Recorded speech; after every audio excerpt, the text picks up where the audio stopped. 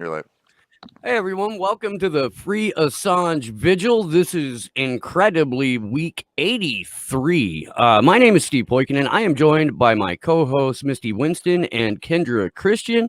Andrew Smith is ill today, so he's ill every day, but I guess he's physically sick today. So we wish him a speedy recovery. Before we get to our guest and all of the mayhem that surrounds us, let me go through the numbers as they stand on February 6th, 2021. Today marks 3,710 days of illegal and arbitrary detention for Julian Assange, 665 days since the WikiLeaks founder was trafficked from the Ecuadorian embassy after being sold to the United Kingdom for a $4.2 billion IMF loan. It's been 31 days since District Judge Vanessa Baratzer, concierge to the U.S. State Department, denied Julian Assange bail after ordering his release when she denied extradition. We're still kind of in limbo as to where the appeals process is, and we can go into that a little bit more later. Today marks 1,334 days of incarceration for Reality Winner, who at this point is locked up for no reason. Jeremy Hammond has been out of prison and in a halfway house for 81 days. If anybody is in contact with Jeremy Hammond or the Jeremy Hammond Support Committee or Jeremy's family, please let me know so that we can talk to them, so we can update this and bring a little bit more news when we do this. Yeah, and with that, what's going on, ladies? Nothing. Nothing. I don't believe you. I mean, but really though, nothing. But really though, Time Magazine just came out and said they rigged the fucking election and put it on the goddamn cover, and people went, yeah, okay. But you guys, you can't even talk about it because, like, okay, I don't like Tim Pooley's canoe, but he tweeted about it, and they won't, like, they put this thing on your tweet now that says, this is like, it has misinformation about the election, and you can't like or share or retweet or comment or any of that stuff on Twitter. But they fucking, it's like Time Magazine. It's in Time Magazine. But so I can't talk about that? What the fuck is that? This is, okay, so real quick, this is the same Time Magazine that put The Great Reset on the cover. And I get a QAnon context warning if I talk about it on Slow News Day. My channel gets hit with a QAnon context warning if I talk about what Time Magazine can put on the cover. But censorship is fine, you guys. And now Time Magazine is telling you on the fucking cover of the magazine, and it's an article saying, here's how they stole the election. No, they didn't steal it. They used the fucking word cabal to set the heads of the Q people on fire. They fortified They do that shit on purpose, right? Yeah. And they're telling you a super powerful, super wealthy technocracy of billionaire elites fortified, and secured the election. How is that not inciting violence? Because that's going to piss off Trump supporters. Like, what is that? Like, that's ridiculous. But it's Time Magazine, so it's okay. It's an approved state sanctioned source, so it's all good. Like torture is enhanced interrogation. This is enhanced voting. And cages are overflow facilities now. It's all good. Everything's fine. It's fine. It's fine. Yeah. Everything's fine. Like that, that's like as we've been saying for, how long did we say today? 83, it's week 83 now. We've been talking about this kind of thing and warning about this kind of thing happening and saying, hey, and crying out. And this is starting with Assange. This is a redefinition of truth and what we're entitled to know. And now it's just a complete rewrite of what you know what I mean? The event. It's like now not just the facts. It's like, oh, well, we want to agree on the facts, but you better talk about them this way. And I've heard on some other shows recently, people saying, the kind of things that YouTube is sending them about taking down their shows, just, very no information, no specifics, just this general thing of like, you cannot talk about things in a certain way with dissent, Yeah. But with that, I want to, welcome our guest, Lucas. Hi. Lucas. Lucas is amazing, you guys. He is a longtime friend of mine on Twitter. You guys should follow him at Spawn of Spinoza. And he just started a Substack, which you guys should be subscribed to for sure. We're actually going to talk about his article a little bit today that he just did. He took one for the team, you guys. Like, he went back and watched, just a ridiculous amount of Majority Report footage, which is, kudos. It's like braver than all the troops. And so he went back and took a look at the Majority Report and their coverage of Julian Assange, and how while they do cover it, the way that they cover it has been extremely detrimental to Julian Assange and to free speech in general. So I'm really excited to dig into that with him. And I actually just interviewed him last night for Facts on the Ground. So, and I think that Jesse has that up on YouTube. I don't know if he has it up on Rockfin yet, though. So yeah, you guys should go check out that. It's like we had him for like 3 hours, and it's basically just like another ranting session. I love it when my friends come on, because it's not really an interview. It's more just like a rant session, and we can just like, kind of. I don't know if you've noticed this or not, Misty, but this show is kind of along the similar line. I tell people all the time, this show's easy for me because it's like me and my friends talking about shit that we care about. And so I don't even remember that it's a show, but that also means that I say stuff on camera that I probably shouldn't say because I forget that I'm on a show. So there's that. It's all good. Like the time I proclaimed that I love Nazis on camera, like I just did again. And, somebody will clip that up and I'm going to say, clip see, Comrade Misty loves Nazis. Heads explode. Yeah. The Red-Brown Alliance has reached its final form. Yeah. They really love to hate me. It's okay. Yo, dude, it's getting weird. Man, it's getting flat out weird. Yeah. I've always been on Jeff Campbell's enemies list, but to see it come out in like wanted poster form. So we're laughing about it. Right? But this is serious shit, because if any of these fucking weasels ever get into a position of authority, like, we're getting sent to dissident camps. Yeah. I hope we get sent to the same one, though. Me too.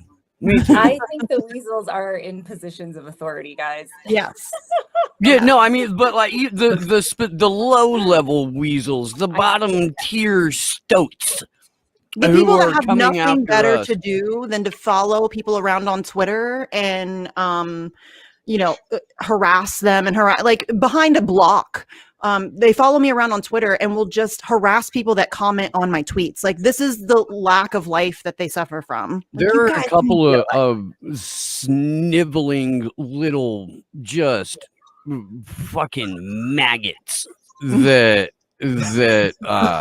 go after Action for Assange from behind a block. Yes. They'll come after like me specifically from behind a block, and it's like, dude, we were standing in the same room together a year ago. You could have taken a swing at me. See, and that is why I don't use my real name. Yeah. But that is exactly why I use my real name. Yeah, I don't care. I really don't my care. Name, my face. Do I tell you where I fucking live? If you can find my house, come talk to me. Oh, after September, I will. I just need to pass the bar, so like that can't be taken away. Oh, that's then funny. I'm fine. That's fair. Yeah, that's fair. But I just got into it with a girl on Twitter who has been caught recently using digital blackface, calling me a Nazi sympathizer. And I'm like, really, sis? Come on. Oh. Wait, what is that? What is this? I have never heard of digital blackface. Well, she pretending to be black online. She pretends to be black. Shame somebody. Yeah. Yes, and she has 2 different accounts, and she does it from both. And she's been called out recently, and but she thinks that she has any standing whatsoever to come at me.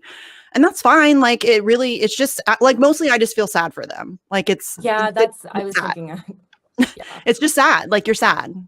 It's, kind of pathetic and, What a waste of an alt account, Yeah. Just really find you yourself could use that account to troll the Secretary of State. Or, anybody who has power. Like I'm just some chick in Ohio. Really? You're going to waste all your energy on me? Misty. Bullying Misty is officially activism, though. I am really, yes. Yeah. Trying to own me on Twitter is definitely activism. You're totally doing a great job. Way to go. But you know what? What's encouraging is that you do see, like, followers continue to come. There's more activity. There's a huge, Misty, you have that huge letter writing campaign going. Which I'm doing today. I'm organizing. I'm very sorry. I'm sorry. What? Everybody's doing it. I know, but I'm not engaged in the Discord or the DM groups, and I'm like all over the place because I've got 9 million things to do, and I just can't keep it all organized. And I'm going to use my ADHD here because it is a legitimate complaint. It is hard for me to keep all that stuff. I'm really not trying to make an excuse, but it is like, that is legitimate. Like I have severe ADHD and it's really hard. I'm trying. I really am trying. Promise. But so on the other side of things, the letter campaign is awesome. And like, it is. So many people are doing it. And it's like, really, it is great because it's simple. We're doing letters to Biden every Monday. No, it's growing and great. I think you're too hard on yourself. Probably. I hate that I've written more letters to Biden than to actual relatives in so long. Yeah. Well, I don't think you should feel bad about that. It's necessary. Like that's what we have to do now. Much more than I realized I'm ignoring family members. That's yeah. Well, tell us about yourself because we've just been going. So please, like Lucas. Yeah, we do that a lot. Sorry, Lucas. How are things for you? What's been going on? You have this great article out. Really excellent. Yeah, let's dive into that. Let's dive into the article because it's really good. It's fantastic. Should I screen share it or? Sure. Yeah, that's a great idea. Let's see. Oh, hold on. Helps if I hit the right button. Probably Steve. I'm so good. I'll do it since I don't know why I think I have good internet because I don't. It's actually not too bad right now, but. Oh. Let's bring it back up here. So this is Substack. It's called The Nifty Grifter, which is fantastic. Love it. Love it. Okay, so let's dive into this a little bit. So first of all, what prompted you to write this? Like what was like the, oh, hey, this is something that I should, maybe dig into? So one of my closest friends from school, I had finally talked to him because he's studying France right now. And we started talking politics because we never talked about, where we get our information. Smart dude, but we got on the topic of Assange and he launched, which was baffling until I found out his favorites were TYT and specifically Michael Brooks. Michael Brooks was one of his heroes. And I was like, okay, I've never spent the time because I hated TYT and Majority Report when I first tried them, which is why I gave up. And I was like, I need to know what they're actually saying because these are very similar talking points to most progressives on Twitter and specifically a lot of the watered down talking points of what Ben Dixon had said. So I decided to dive into 9 years worth of Majority Report because I had already complained about stuff with TYT before, but I'd never given Majority Report the time of day. Okay. And all of their coverage, they have extensive coverage, more than you'd expect for a media group that gets funding from MSNBC. But it all, aside from the very beginning where Sam Cedar was actually dissecting articles and talking about the media bias against Assange back in 9 years ago, as soon as the MSNBC money came in, you can see a complete shift, and there's this same formula. Assange is a creep, but this is an important case. Assange is trash, as Michael Brooks said, but this case is fundamental to First Amendment freedoms. And they spent years using that same formula, whether it be Michael, whether it be Emma, whether it be Sam Cedar. Can I ask a question? And I'm sorry to interrupt here, but No. where does the adoration for Michael Brooks come from? I get that I he's have dead. no and idea. you're not supposed to like speak ill of the dead, but John McCain is also dead, and he's a piece of shit. So, sure, I can. extrapolating from that, I don't understand, man, because I heard Michael Brooks talk a couple of times and I was like, oh, it's a puffed up trust fund kid who thinks he's a commie. Neat. So I think part of it does come down to the fact that if you're gonna go for, okay, it's a charisma vacuum. That's one of my theories. Sam Seder is so boring that anyone else next to him looks very, very interesting and relatable. He's bad enough that anyone in that other chair is going to be taken more seriously. I think but I also do know that behind the scenes, people love Michael Brooks because he was very personable to the people within that industry. That is what I've heard. Even people who hate his politics, hate his work, loved him as a person. Yeah, I've heard that he's like he was a nice guy. Like he was very nice. I think he was a trash person when it came to how he used his platform, and I will speak ill of the dead. I very much will. He spent one of the two biggest progressive media platforms in the country. Immense influence over a massive population, and he spent his time ridiculing people for trying to operate outside the duopoly. He ridiculed people for trying to organize, and he spent years slandering Assange while pretending to care about the First Amendment freedom issue. So I don't have respect for he him. shat upon like half of the left by calling them the dumb left because they didn't agree with, the way that he wanted to go about things. That's basket of deplorables. Like, you suck. It is. You should probably not do that. And it's just a method of funneling people back into the DNC. So, I never watched it before, so there's definitely no love, but actions alone, I fuck Michael Brooks. Yeah. Let them loop that one. There's my looped footage. Fuck Michael Brooks. Yeah. He did slander Assange a lot. So, and we talked about this a little bit last night when we were talking about Facts on the Ground, how they front load the way that they speak about him. So like you were saying, they would say, Assange is a creep, and that immediately makes sure when you're listening to them, regardless of what they say after that, but all you hear is Assange is a creep. Well, and just to say, like, that has real, it has real effect, because even with the First Amendment issue, here we were trying to do, there's that wonderful We Are Millions exhibit. That's just, it's a really powerful black and white photo exhibit. And we were trying to get that in a progressive gallery here. And the pushback was he's just too controversial of a figure, and of course the rape smear and things like that, which is, anybody who reads one article from Niels Meltzer is just like, oh my gosh, this has all been BS, But anyway, just to say, like, that has a real effect on activists on the ground. People just don't want to touch it, and it's. I am not. I don't know, man. I thought the purpose of art was to be controversial, make it so you could talk about controversial issues, and to bring those issues to the forefront and take some of the controversy out of them so that you could have rational, grown-up conversations about things. I didn't realize that all art now had to go through a soul rendering process to make sure that anything it's mainstream. What's happened to punk rock? Bro, don't even get me started, all right? Because I'm 42, okay? I remember good punk. I remember real punk. I got my ass kicked at like my first real punk show, like that was great, dude. I'd do that shit again right now. Now they're showing for Biden, though. Huh? Did you see? I think it was Rage Against the Machine and Dead Kennedys have been shilling for Biden publicly. Okay, let me tell you. Right before I started Slow News Day, I ran into Jello Biafra at a Monster Magnet show in San Jose. And my friend was like, oh my God, I'm really glad you finally got to meet me.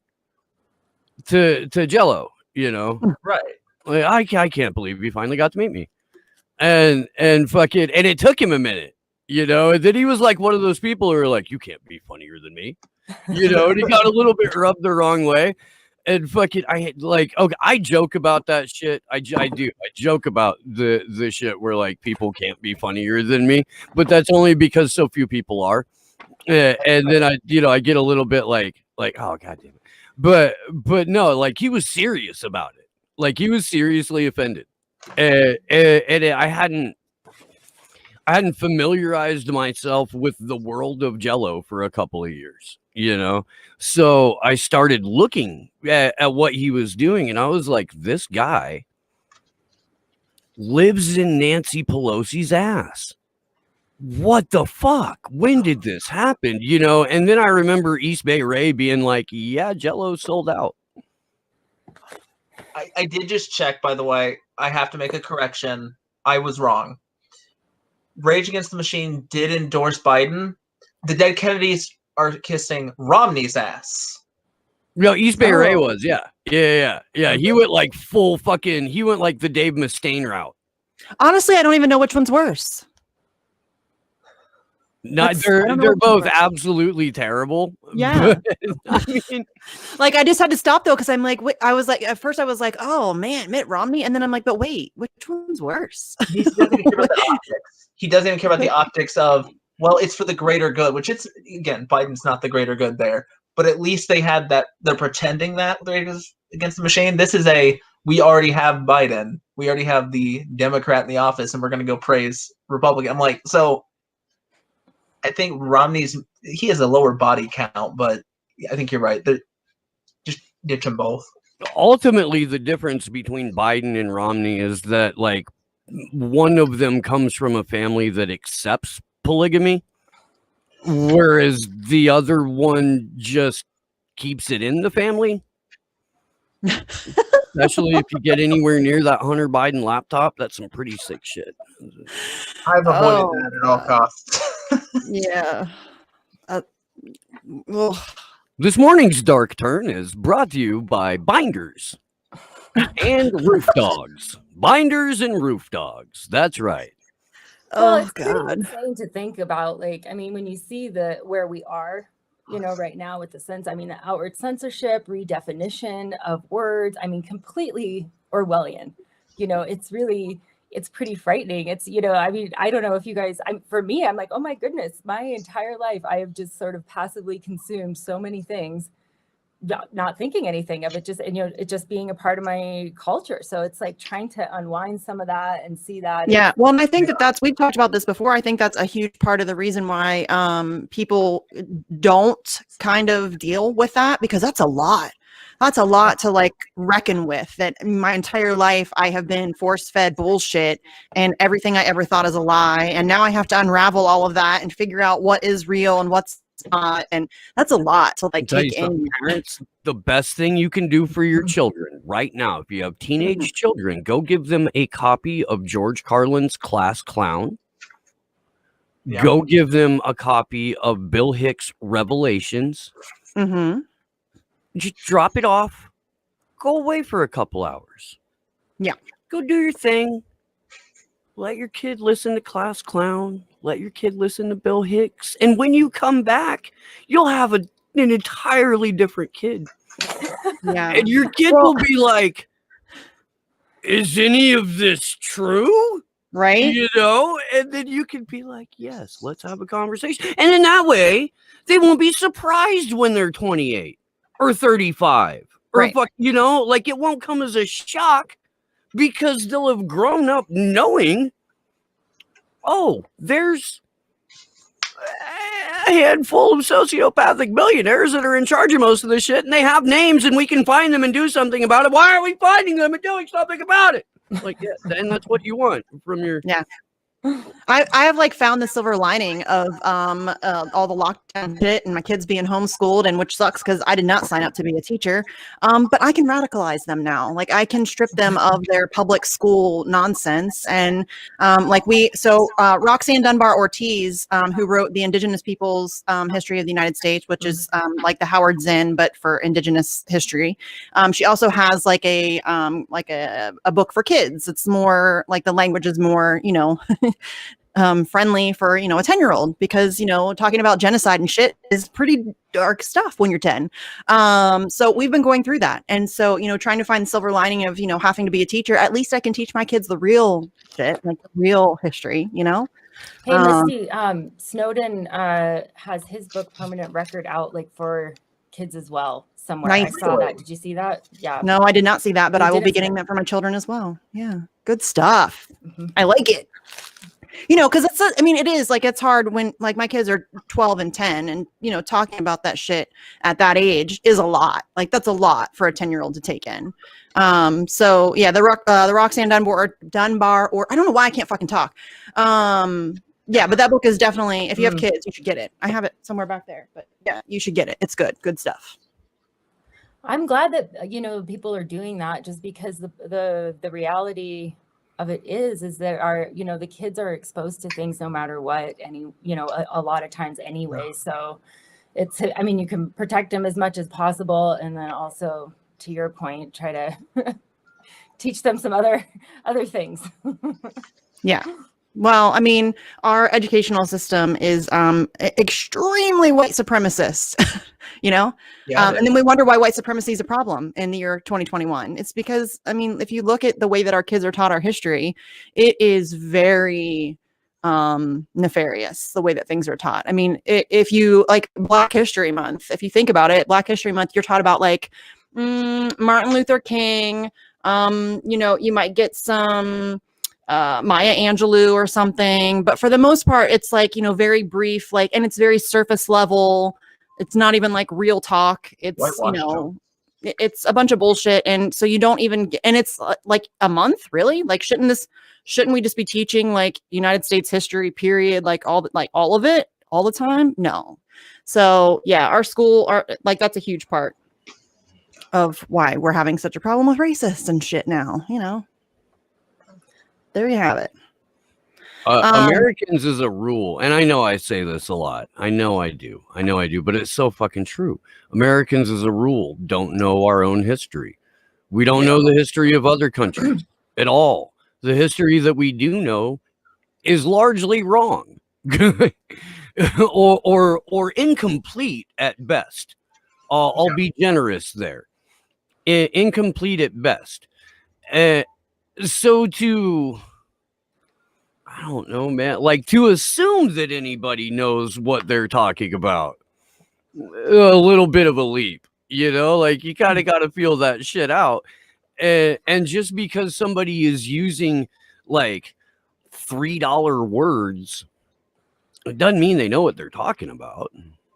Yeah, and I think that education allows for like the superficial addressing of that, so that both sides basically end up, in a position where I can't understand how you can tell a person of color, if you are not a person of color, that they're that they're a racist somehow. I don't know. There is just all these backward things going on as if all human beings can't have all different ideas, as if different countries, that are not predominantly white don't also have, conservatives and progressives. And you know what I mean? It's just this weird dumbing down. And also that where we have disconnected what we're doing to people in other countries, as if that's not, part of what we're doing here. And I think that's one of the things with Assange, for sure, that he, exposed as well, what that was all about. Yeah, no question. Julian Assange makes neoliberals mad because all of the things that they have claimed to hate and be against, he is exposed. And because he did so in an even-handed fashion and not in a partisan fashion, they can't fucking take it because he's put their own hypocrisy on full fucking display. Yes. Yeah. And rather than be like, we fucked up, they'd rather, we need to kill this guy. Murder him. Yeah. Let's slow motion murder him because he exposed how full of shit we are. Good times. Lots of fun. Mm-hmm. Yeah. But I think that goes back to what Lucas's article is about, and how they go through, they like put on this front where, like we said, you know, Julian Assange is a piece of shit, but this is bad for the First Amendment. And they try to, and they frame it that way so that they can still be seen as, oh, we're covering it. Look, guys, we're covering it. Like, we're talking about it. But the coverage that they're doing is extremely damaging. It is. Yes.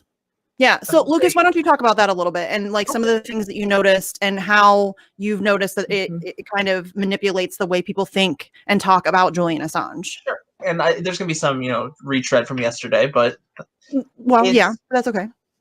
I think that one of the biggest issues, it's not even just the dehumanizing that goes on when they want you to hate him before they say anything about his case. I know I said it makes one of the most abstract freedoms that affects so few people.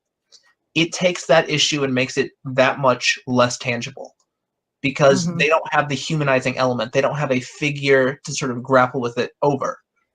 Things like homelessness, things like starvation, average person has no problem thinking about that idea or being concerned with the idea, but freedom of speech doesn't, in ways that are readily viewable, really affect the average person on a day-to-day basis. So a figure like Assange would be an easy way to ground the concept in reality, but by divorcing it, making you hate the victim, you're left with an abstract idea that isn't as pressing to you. So you keep putting it on the back burner. You keep putting it on the back burner as there's more censorship, more restriction of freedoms, whether online or, like we talked about yesterday, journalists being beaten up and arrested during protests. And it largely is because progressive media caters to a group that hates or is distrustful of mainstream media. So they take an entire population that would otherwise be on Assange's side and feed them the same fucking narrative. It's a way of capturing a population that would otherwise help bring Assange the freedom he needs. Bernie's movement, again, I hate Bernie, but that's aside to the point. If his 2016 Bernie's movement, that group of people had been told to fight for Assange, he would fucking be out. For sure. But that's you know why. I'm Same thing for the Q crowd. I'm glad you brought that up, and it's a particular, like, if it's a sore spot or if it's just like a tragedy, like personally it feels like a sore spot, but overall it's a tragedy because I have a ton of now former friends from that world, that and I mean, look at, I live in Santa Cruz County. Is where NPR liberals go to die. Like Orange County is where Reagan Republicans go to die. Santa Cruz is where NPR liberals come to die. But there are people who, UCSC is here. That's where Angela Davis taught. Like Fred Hampton went to school there, and got hemmed up on a fucking fake murder charge because, Fred Hampton. But, people think they're really progressive here. And when you try to talk to them about Julian Assange, and they go right into those mainstream smears, like without question, without hesitation. My first thing when I'm actually in person talking to someone is a lot easier than doing it, online or through a, conference call or something like that.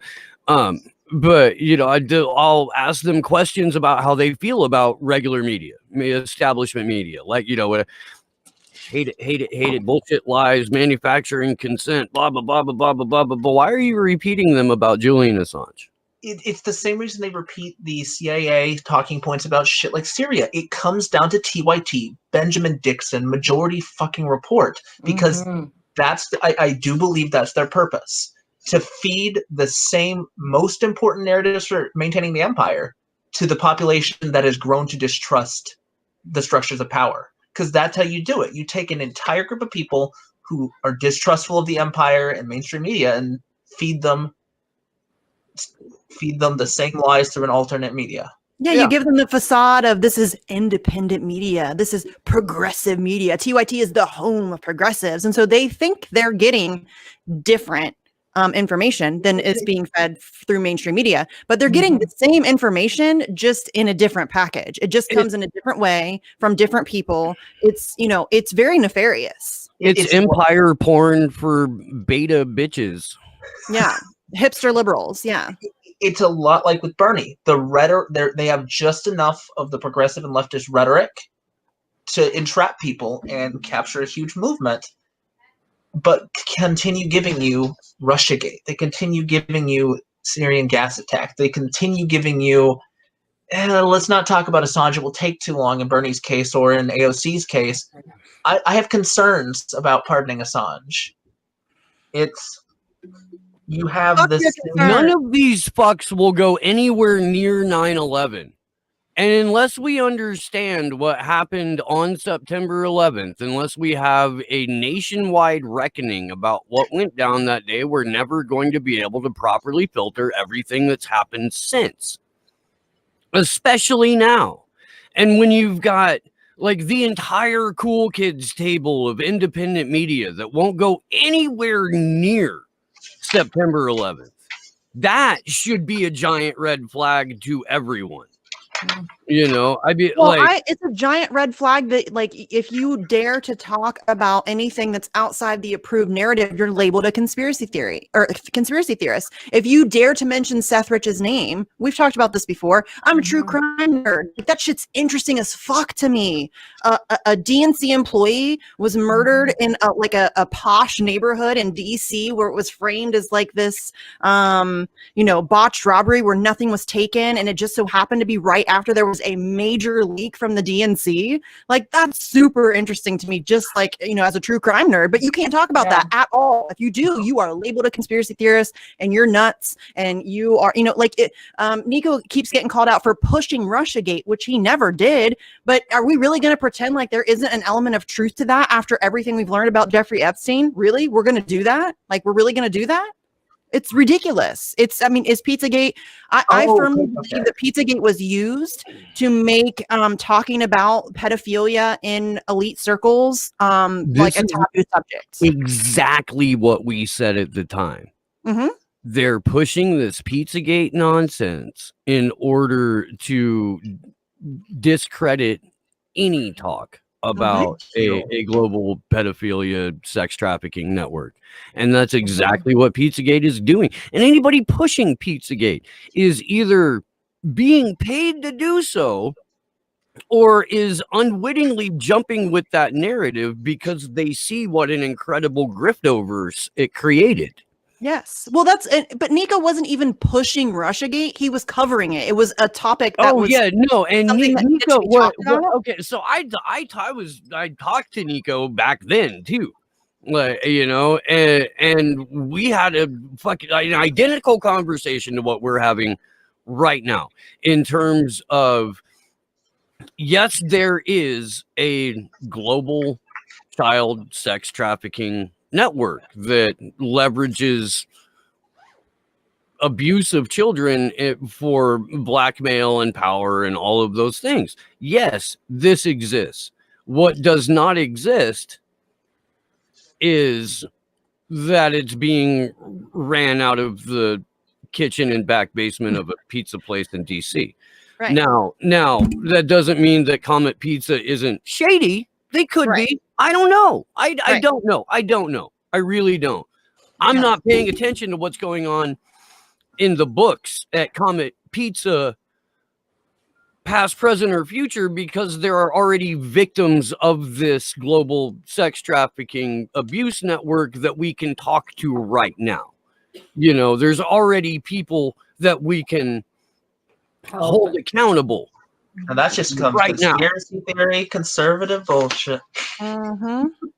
Yeah, that's exactly how they get you to stop talking about it. It becomes taboo, and if you mention it at all in any capacity, you're crazy, and a conspiracy theorist, and you're Alex Jones, and you know what I mean. It's ridiculous. But here's what bothers me the most about, because it's not like somebody came at me and told me that Nico deserved to be demonetized because he pushes conspiracy theories like Pizzagate. Okay, so then I need you to have that same energy for MSNBC and TYT and the Majority Report for pushing Russiagate. I need you to do that. I need you to be consistent. Be fucking consistent. Yeah, it's Russiagate was extremely damaging. Like, it was far more damaging than Pizzagate ever was. But no, it was the complement to it. Russiagate and QAnon need to be looked at as the same coin psyop. Yeah. Mm-hmm. You don't get one without the other, and it's counter but reinforcing propaganda.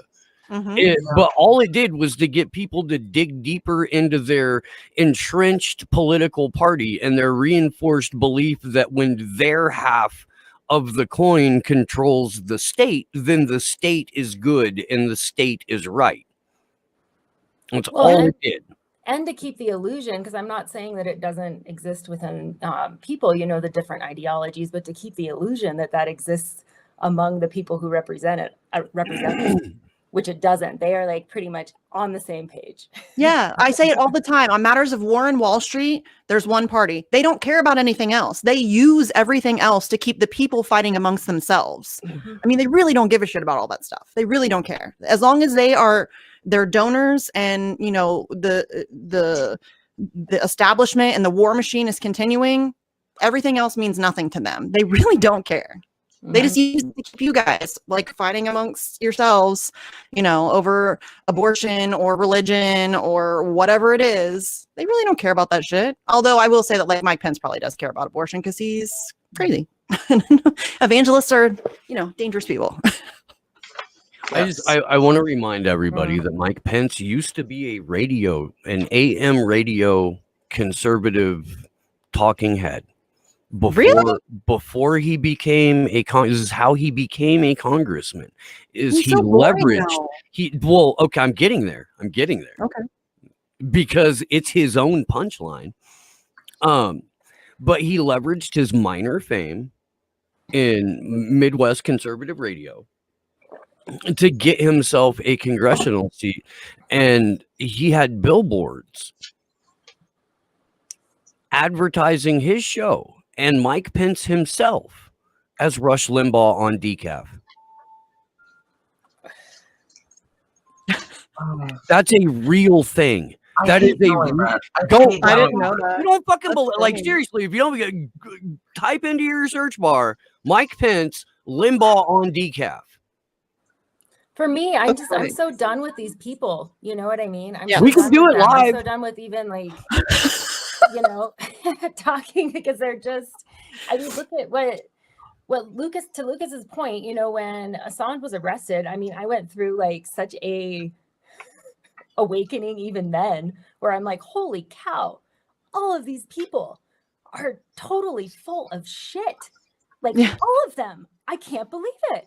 Now that, and then you go through that thing where you're like, maybe they just don't know yet, or something, you're thinking these different things, and it's like, nope, 100%. This is, to what you're saying, Lucas, that's something too, that's seeing that exist with independent media. That's really something that's just, for me, I'm really recently starting to understand, especially seeing, Steve, Misty, Nico, Convo Couch, anybody who has any sort of thing like, wait a minute, what about free speech? What about the stuff that we said we were going to do to get into office? Nope, you guys are just Nazis for saying that right now. How ruining everything. The Nazi thing is actually another huge part of the problem of their coverage of it, though. Yeah. Because they and Ben Dixon and Sam Cedar were the primary ones guilty of this, but it was continuously drawing the whole thing. Sam Cedar called Assange one of Trump's new strange bedfellows, I think was the line. It's in the article. I can't remember exactly how I worded it, but it's constantly not just blaming Assange for Trump's re-election, which they do, but it's tying them together as friends. It's tying together supporters of Assange with supporters of Trump, because again, how do progressives and liberals? Well, okay, I know, same thing, but how do they talk about Trump? He is Hitler 2.0. Mm-hmm. Yeah, can I read that He's one? a Or narcissist. Lucas, can I He's read that? mean to people. He's Sure. a bully. And then Yeah, they use well- the same shit for Julian Assange, who has Asperger's and Right. doesn't But process like people without Asperger's process, because it's a fucking you sons of bitches. Well, Like, at I the want end to of the choke day, somebody, dude. honestly, it's like, okay, like, so let's say that, I mean, the other thing too is it's like, you want somebody fighting for you, like you're going to be listening to the people who Assange has exposed. I mean, come on. Like, Yeah. you want No, to but People who get shit done aren't pussies. They don't just sit back and wait for things to magically happen. You fucking little bitches. They go out into the streets and they make change occur, or they organize outlets that allow for the flow of information to occur in real time at a rate that benefits the people that need it the most, which are the victims of U.S. foreign policy. Yes. You fucking little girls. Jesus Christ. And I'm talking Listen, I'm offended by specifically to as Ben a former Dixon little on this girl. one, and Sam Cedar, and fucking like the entirety of Rose Twitter that is just waiting for some fucking daddy figure to show them the way. No, let your fucking balls drop and go do some fucking work. Well, these are the same people who focus all their energy on me, some chick in Ohio, rather than people in power. That's their plan of like making things better. It's great. But I do want to read that part in Lucas's article because it's one of my favorite parts. So it's just talking about what Lucas was just saying about how, if you equate Julian Assange to getting Donald Trump elected, who they've now equated to Hitler, how that's damaging. So he said, this is one of my favorite parts. When you paint a person as an asshole responsible for the election of a man liberals and progressives regularly compared to Hitler, how could you expect progressives to then expend time or energy defending the person? No amount of calls for pragmatism because of the legitimate overarching implications of the case will rally support. The majority report has spent years reporting on Assange in a way that alienates progressives from him. And that is it. Like that's why this matters. That's why the way that they cover Julian Assange matters, because they constantly ever since 2016 have been equating him with the reason why Trump got elected, and they've been equating him to Vladimir Putin, and they called Donald Trump Hitler, and then they say that Julian Assange got him elected, and then progressives are like, holy fuck, like we hate this guy, he got Trump elected, and that completely shuts off a massive portion of the progressive population from ever being willing to stand up for Julian Assange. And it is nefarious, it's gross. They should be ashamed of themselves, but I don't think they have any shame mechanism, because if they did, they wouldn't be doing what they're doing. But yeah, it's gross. Especially at the media level, because that's where this whole, to your point, that's really, you have this whole group of people that have been pacified to do nothing, or at least with the wrong information, that normally would be fighting for good things. It's crazy. And then these people are like comfortable, like Twitter warrioring it. You know what I mean? Like that's that. But that's why my reaction to groups like Majority Report, TYT, or to individuals like Bernie and AOC does reach the level of actual hatred. And it really is. It's because you're in a position of immense power. On the case of Bernie, as the most popular senator there, he's one of the most influential figures internationally, period. AOC as well, though. I've talked to people from other countries. They know her name instantly. Mm-hmm. And then they have so much power, and they're using their platforms to maintain duopoly, to push away any enemies of the empire. So, yeah, I'm sorry, it's going to be hatred. I don't give a fuck who made his mitten. Yes, I Hey, mean don't they're care. gaslighting for war criminals, and they're caping for corruption, and they're lying, straight up lying to their own supporters. And like we talked about last night, I think Bernie Sanders and AOC, like even separately, but if they go like combined forces, and Bernie Sanders could single-handedly save Julian Assange's life right now. All he And would he have to still do is should. put out a So call to could, action. so could Donald Trump. Yeah. Yes. Yes. Fuck So could Donald a lot of people. There are a But I don't lot of expect it people, from if Donald they step Trump. forward Donald and Trump's a said piece of one shit. fucking thing. Yeah, I don't expect it from Donald Trump, though. Bernie Sanders pretends to be a nice guy, a good guy, somebody who's fighting for the people. And he very much is not. And that's what I find gross. Donald Trump is upfront about being a piece of shit. Like, I don't expect it from him. I feel like Bernie Sanders is pretty upfront around, like, I'm just here to flop around in bitch mittens all day, and we're not gonna get anything done. I feel like he's pretty upfront that on about a pillow. Bitch mittens. That's my new favorite thing. That's it. That's my new favorite thing. That's the thing. Each side can see, you know what I mean, through the other side. But I would say Trump is, you know, on the, even with like supporters that I feel like my heart goes out to, like Sanders supporters, you know, some of these Trump supporters, like just thinking that there's somebody in their corner that's just not at all. Yeah.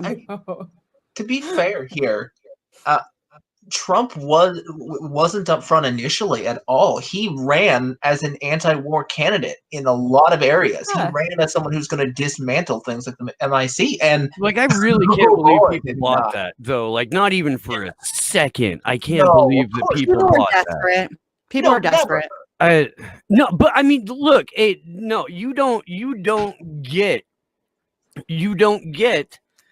the populist Republican anti-war establishment candidate has never, will never did, ideologically incompatible to exist, ain't gonna happen.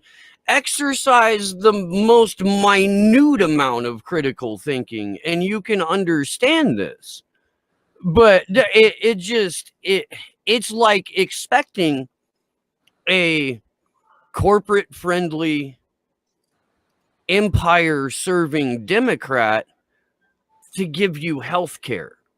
Like, it's the most fundamentally illogical mindset. And I understand that billions of dollars go into campaigns to tug at your emotional heartstrings to make sure that you forget to use your fucking brain.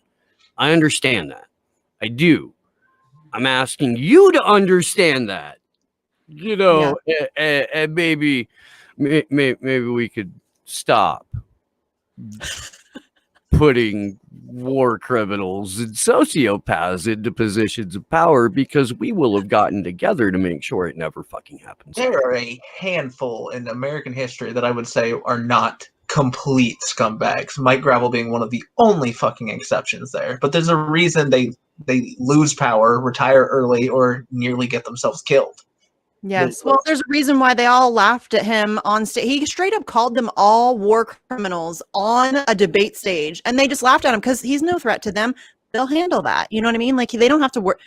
They combine forces to deal with people like that. That's why we need to combine forces to deal with people like them. And You know? no, that will never work while operating within the fucking... I don't even like calling it duopoly since it is the same party. It's not. It's not. But It's but an oligarchy. duopoly is an easy term. I don't even know if there's like a proper word for the shitstorm that we exist in, but you know, it's not, there are not two parties. I don't know why I have to keep like saying this.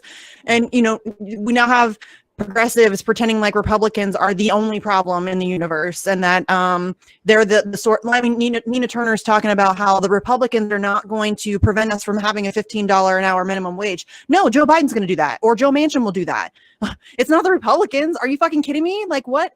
And everybody's like praising Nina, like, oh yeah, we got to get her elected to Congress and then things will change. No, fucking won't. She's not going to do shit for you. Are you kidding?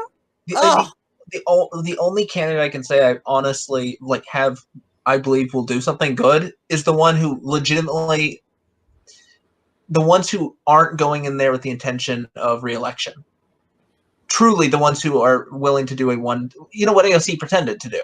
The whole, you can get it done in one term, you just shouldn't be caring about re-election. Those are the only times you're going to get change from a candidate, and there's a reason they don't tend to get elected.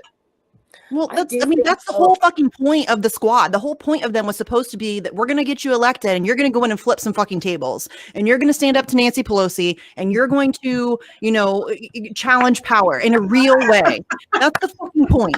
That was the fucking point. That was the whole point. And you guys went in there and then started doing magazine covers with her and calling her mama bear and, having slumber parties. Like, no, shut the fuck up.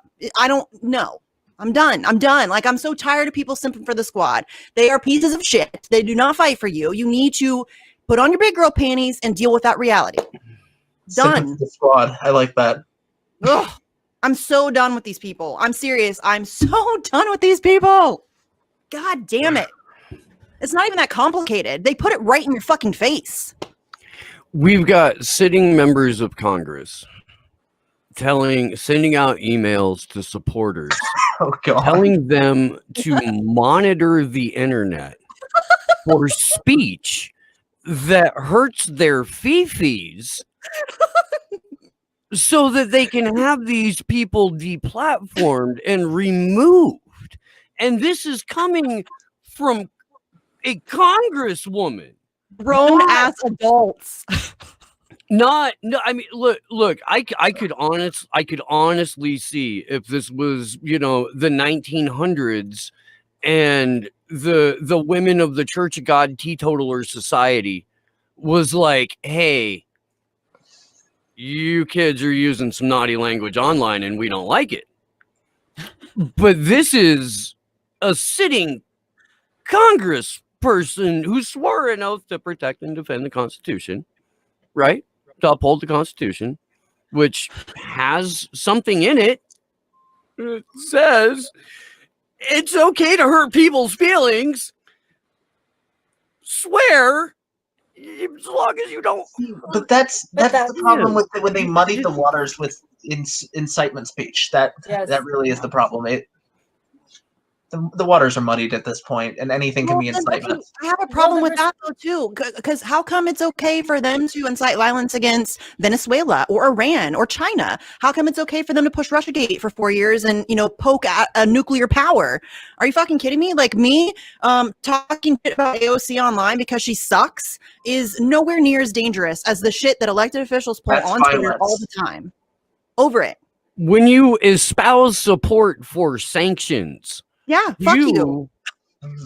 Are expressing your joy at the violence you are helping to commit against murder. It's murder. People. Mass murder.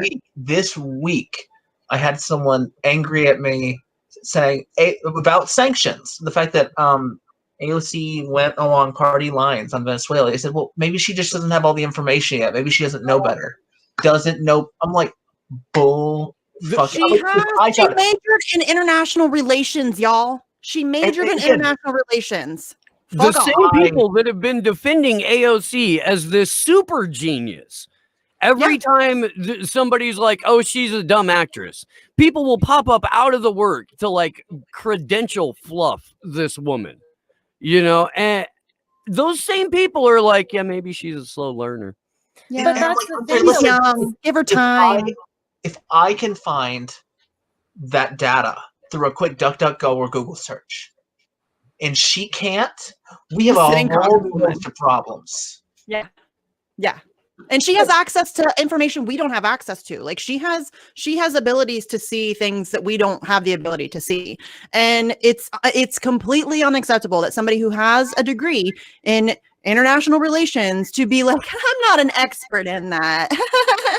No, fuck you. Like, you know exactly what you're doing and you're dangerous. She's dangerous. Period. End of story. That is what I was going to say. It's not like, this is not a benign thing. This is really serious. No. I mean, like she is calling for censorship and basically, the complete, no dissent allowed or questioning and defining the narrative that any of that is violence and against democracy. And, all of us more progressive and people that are in the know and I got you you know, whatever the shit that she spews out that she means nothing of, you know. We see you. I see you. There you go. I mean, Using her email list. But that is really dangerous. That's one It's called shit. I am not stuck on, thankfully.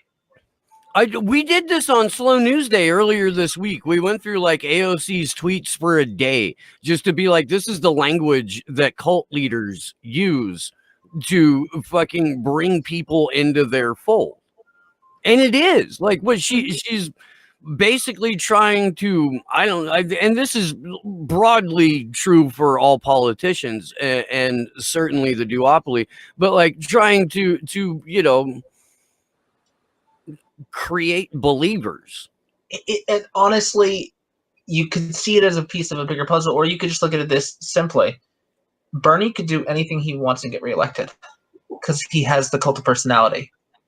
He can do anything he wants. He could just take years off and not do anything for his supporters and be fine. AOC is building that ahead of time. She can already probably run and do nothing and just get reelected forever. They spent millions of dollars on her opponent, like funneling money into trying to get her ousted.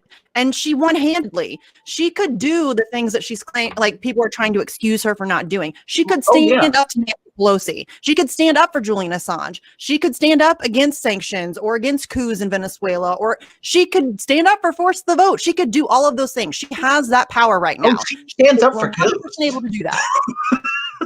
Well, I'm so sick of this shit. But if you want to question election integrity right now, I mean, you're a complete conspiracy theorist. I mean, say you just even maybe want to never had election integrity ever. Not but that's my point, though. I mean, so then when you say, you know, like Bernie can do whatever he wants, I mean, that's honestly, I kind of wonder. I'm like, well, can he? No, you know, no, he can, but he won't because he you know, he's under control. Let's be perfectly honest about this. The reason Bernie gets reelected is because he made a deal with the Democratic Party in 1992. And they said, we will never run anyone against you as long as you caucus with us and vote with us and toe the fucking party line when we goddamn tell you to. And every once in a while, we'll let you have your little pet issue that you can step outside the box on. And that's it. No, do you have shit that you have to step outside of the box on? Because we need you to bring in the next crop of suckers. Mm-hmm. And as long as you guys can go out and talk your little talk every couple of years and get us a new crop of suckers, we'll let you keep your job. But if we find a better actor, you're fucking gone. See, and that's the thing is, again, it's disgusting. It's evil that he took that deal. What's even more disgusting, in my opinion, is the fact that he's at the end of his career. Let's be honest. Dude's old as fuck. At this point, who cares if he doesn't get reelected and they toss him aside? It doesn't matter. He could go fucking scorched earth right now. That is why I was so angry, because I knew he was a pragmatist. But I had hoped that there was something from pre-1992 Bernie, and he could go scorched earth. And turns out that Bernie has a lot of kids and grandkids now. Mm-hmm. Yeah. And he's already been told, if you don't want to watch your grandchildren tortured to death on a fucking live feed, you keep walking the line. That's why you don't make a deal with the devil. So, right. Well, yeah, in the first place, sure. Yeah. But after the fact, you either have to come forward and risk absolutely everything, or you never step out of line. And that's the thing that people need to understand. As long as we have a system that allows this, where this is the guiding principle, total obedience to our agenda, or we'll murder you and everyone you love, we're going to have the same problems. Yeah. You can't vote your way out of that. Well, they have a really strong argument as well, where they're just like, I mean, they can go to anybody and just say, well, clearly, here is the media. You can see that we write the truth. So let's talk. You know, I mean, really, like that's control of the mindset. It's really hard once that turns. They've taken, I mean, look what they tried to do to Tulsi Gabbard, or have done, or continue to do. Do you guys remember when Karl Rove went on TV in like 2002 or 2004 and said, well, perception is reality, and right now we write reality? Karl Rove told you that. Mm-hmm. When did William Casey say that? In the 1981. That was 1981. That's when Kendra. I was born. Yeah, so 1981. I'm right. We will know our disinformation campaign is complete when nothing the American public believes is real. Yes. So that's when it We are fully 40 started. years from that quote. And It's they're very 2021. good. They're very good at this. They really are. I mean, if you really examine it, like I've gone back and studied the kind of 10-year long smear campaign against Julian Assange. And if you really go, I mean, you have to be kind of a free speech nerd to do this, but if you really go back and examine it and look at the way that they have orchestrated this propaganda campaign against this one person, it is fascinating. They're very good. They're very good. They really are. And, I don't know how to fight that. I really don't. I don't know how people to wake up from, the nonsense. I don't know how to do that. I really don't. But they are extremely gifted at this game. They really are. But also, I just want to say hi, Allie. Allie's in the chat. Hi, Allie. Oh, yay. Oh, and Hey, also what's John up, Bolton Allie? and Jordan Charlatan are in the chat too, which is fun. You know what, man, Really? for the last week or so, and I'm not gonna say who they are because I'll leave that a mystery. I'm But, pretty sure I know who one of them is for sure. but there have I been know who these they are. like oligarch and war criminal and fucking like chat the bots that show up in my chat now, and like Klaus Nice. Schwab's in there right now, and it's hysterical. I can only encourage that type of behavior. And it's fucking funny, dude. It is. So if you're freaked out about the war criminal bots in my chat, dude, just run with it. Okay, Yeah. man. Good time. We're here Good for time. we're here to change the world, but we'd like to have fun while we do it. Okay? We have to, otherwise we're gonna lose our fucking minds. That I've been doing it wrong. I haven't had anything like alcohol or weed in a fucking year. See, You I'm are doing doing that wrong. You're doing my it friend. wrong. You are. No. You are. You don't necessarily need the booze, but No, look, man, booze is- I mean, I could go with or without the booze every once in a while, fine. But you need you some weed, Lucas. Get you some. No, not yet. Pass your thing, and then. Oh yeah. Pass your thing first. oh yeah, you as know, long as you're studying for the bar, it's stimulants only. Yeah. You know, remember that. Okay. Heavy Real on the talk. Adderall and cocaine, but stay away from the downers. Cocaine and hookers. Mega Brain does it. Otherwise, the bar is unachievable. But with enough basic rote memory and stimulants, anyone can become a lawyer. I've been told by the people who are further along and they're like actual lawyers. They've already told me that I'm going to be losing my license in 10 years, maximum. I have maximum of 10 years before I get my license taken away. Wow. So, Are you focusing on like constitutional law, or are you? more international environmental agreements on behalf of enemies of the empire. So, yeah. Okay. Oh, Yay, Lucas! yeah. We need more lawyers against Empire.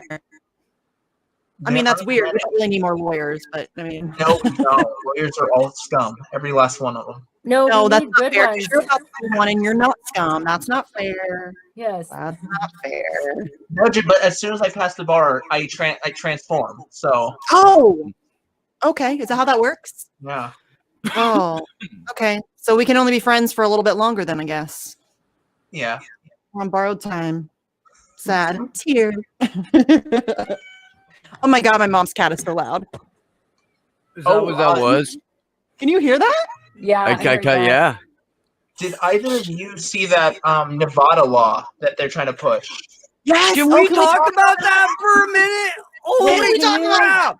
Wait, somebody introduce it, please. Okay, so in Nevada, there's a law where they're going to have innovation zones, which means they're going to allow major corporations to basically form their own governments, including their own schools and their own law, like all of it. Like Corporations are going to have the legal authority to make laws, collect taxes, educate your children, and imprison you.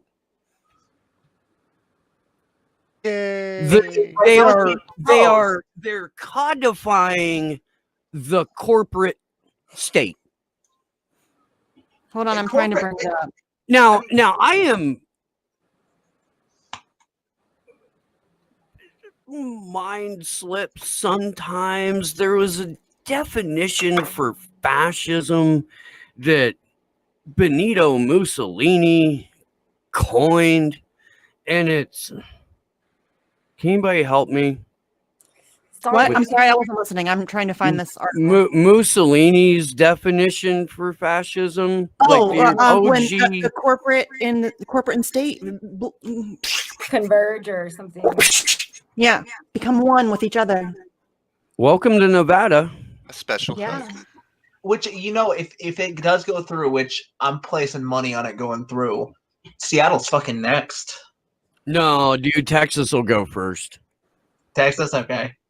Yeah, although you might see like Gatesville secede from Bellingham. I'm telling you, Bezos, though. I got it. Fascism. You got it? Okay. I was being facetious, Kendra. It's the merger of corporations and state. Well, I'm going to read it anyway. Exactly. Okay. Fascism should more appropriately be called corporatism because it is a merger of state and corporate power. So nice job, Steve. Very, very closely quoted. Got you, girl. Okay, I She would rolled up her screen share sleeves, this, man. that my internet sucks and Sleepy will yell at me. But yeah, this is basically what it says. Okay, so plan legislation to establish new business areas in Nevada would allow pop-ups. Technology companies to effectively form separate local governments. Democratic Governor Steve Sisolak, I don't know how the fuck you say his name, announced a plan to launch so-called innovation zones in Nevada to jumpstart the state's economy by attracting technology firms, Las Vegas Review-Journal reported Wednesday. The zones would permit companies with large areas of land to form governments carrying the same authority as counties, including the ability to impose taxes, form school districts and courts, and provide government services. The measure further economic development within the alternative form of local government has not yet been introduced in the legislature. So yeah, this is basically they're just going to give corporations who own like lots of property the ability to form their own governments and schools and have their own court system and all of those good things. Which, if people want to see the framework that makes this even more terrifying, I'm going to do this on every stream I'm ever on. Read cypherpunks immediately. Yes. Fucking Christ. Everybody should do that anyway. You should Yeah. read cypherpunks immediately. But yes, you're absolutely right. Oh, you And can I said see this because last of the night when we were talking to background, but Lucas. yeah. Yes, I said this last night when we were talking to Lucas. If you do not have a copy of cypherpunks and you would like one, I'll fucking send you one. It's that important. Like, you need to read it. Well, and there's the kicker, right? They have the large areas of land. So it's not like, I mean, I don't know. Maybe we wait, all how need to much move to a neighborhood and incorporate. I'm also now remembering how much farmland Bill Gates has. I thought of that too just now. I mean, That's what you meant? Yeah. Yeah, so it's the zone requirements would include applicants owning at least 78 square miles, which is 202 square kilometers of undeveloped, uninhabited land within a single county, but separate from any city, town, or tax increment area. Companies would have at least 250 million in plans to invest an additional 1 billion in their zones over 10 years. I just that for the state of Nevada, that's like 95% of the state. I'm not kidding. When they have Burning Man, Yeah. Black Rock becomes the fourth largest city in Nevada for the length of time that Burning Man is there. And then when everyone goes away, a different city with a smaller population then gets to reclaim fourth largest city in Nevada. There's a fuck ton of open space there. And also in Wyoming, where I see something like this happening. But again, I understand why you would go with Seattle on that. But in terms of where available undeveloped land is, if they base it off the Nevada model, then we're talking about like, Wyoming and Nebraska and all these places where private prisons are the number one You're right. Yeah. employer currently. I hate that you're right. Didn't I? I told you. Yeah, he did tell you. He warned you, Lucas. You've been warned. You were warned. Yeah, I'm gonna be saying that all day. Yeah. So if you're watching right now and you're tired of being like, God damn it, Steve was right. Just get used to it. Just kind of use that as your starting off point, and then when I'm wrong, which I will be, you can help me make fun of me, but I'm always willing to do that, Steve. I'm but here as for a you. baseline, you need to run with my instincts and my bullshit detector because they're pretty fucking spotless. Don't jinx it, man. Yeah, you might have just jinxed yourself. Oh boy. But I am totally here for you to make fun of you. I am a superstitious person, and I very rarely make predictions, and I even more rarely say nice things about me. So we're just gonna let this one happen, okay? Okay. Yes. Thanks. Appreciate it. Oh, hey, Klaus Schwab is in our chat too now. Fun stuff, you guys. We got all the big hitters in the chat today. I don't even know some of these names. Cool. You don't know Klaus Schwab?